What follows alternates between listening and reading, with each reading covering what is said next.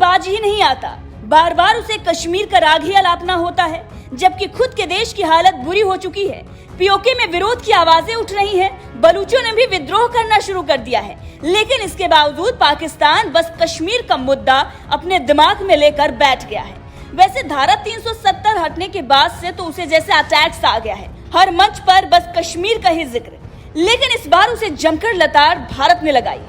पाकिस्तान अपनी आदत से मजबूर है और इसी आदत के चलते जब संयुक्त राष्ट्र महासभा में रूस पर बहस हो रही थी, उसी बीच पाकिस्तान ने फिर से कश्मीर का राग अलापना शुरू कर दिया, लेकिन भारत ने उसे जमकर लताड़ा।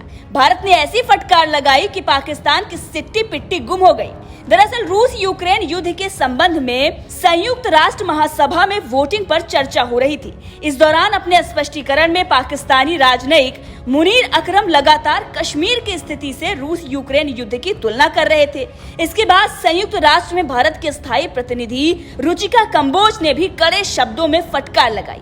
रुचिका कंबोज ने पाकिस्तान को फटकार लगाते हुए कहा कि हमने देखा है कि आश्चर्यजनक रूप से एक बार फिर से एक प्रतिनिधि मंडल द्वारा इस मंच का दुरुपयोग करने और मेरे देश के खिलाफ बेकार और व्यर्थ टिप्पणी करने का प्रयास किया गया है।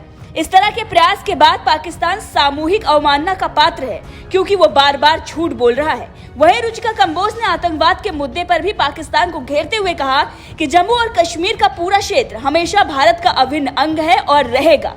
हम पाकिस्तान से सीमा पर आतंकवाद को रोकने के लिए कहते हैं, ताकि हमारे नागरिकों के जीवन की रक्षा हो सके और वो स्वतंत्रता के अधिकार का आनंद ले सके। दरअसल भारत ने यहाँ पर पाकिस्तान को उसकी औकात दिखा दी है और ये बता दिया है कि जिस तरीके से वो आतंकवाद फैला रहा है, पहले उस आतंकवाद से निपटे और उसके बाद वो कश्मीर का राग Alleppey.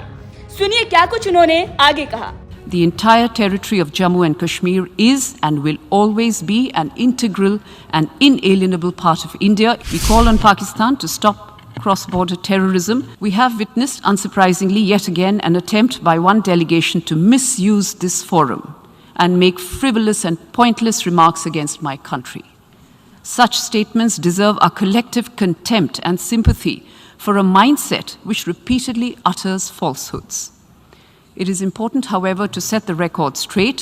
The entire territory of Jammu and Kashmir is and will always be an integral and inalienable part of India, irrespective of what the representative of Pakistan believes or covets. We call on Pakistan to stop cross-border terrorism so that our citizens can enjoy their right to life and liberty. दरअसल मामला ये था कि पाकिस्तान के कश्मीर राग अलापने से पहले संयुक्त राष्ट्र महासभा में यूक्रेन के 4 क्षेत्रों पर रूसी कब्जे की निंदा करते हुए एक प्रस्ताव लाया गया था। 143 सदस्यों ने प्रस्ताव के पक्ष में मतदान किया, जबकि 5 ने इसके खिलाफ मतदान किया। भारत सहित कुल 35 देश प्रस्ताव से दूर रहे, लेकिन इसके साथ ही भारत ने बुधवार को यूक्रेन में संघर्ष के बढ़ने पर गहरी चिंता भी व्यक्त की है। रुचिका कंबोज ने इस मामले पर बोलते हुए कहा कि भारत ने लगातार इस बात की वकालत की है कि मानवीय कीमत पर कोई समाधान नहीं किया जा सकता और शत्रुता को बढ़ाना किसी के हित में नहीं है। हमने आग्रह किया है कि शत्रुता को तत्काल समाप्त करने के साथ साथ बातचीत और कूटनीति के रास्ते पर तत्काल वापसी के लिए सभी प्रयास करेंगे। तो देखा आपने, एक बार फिर से पाकिस्तान की अंतर्राष्ट्रीय मंच पर फजीहत हो गई है और जिस तरीके से उसने अपने घर में आतंकवाद को बिठाया हुआ है और जिस तरीके से वो भारत में आतंकवाद भेजता है, उस पर भी उसको फटकार लग गई है। कश्मीर का राग अलापना पाकिस्तान को महंगा पड़ गया है। सरेआम उसकी धज्जियां भारत ने उड़ा दी हैं।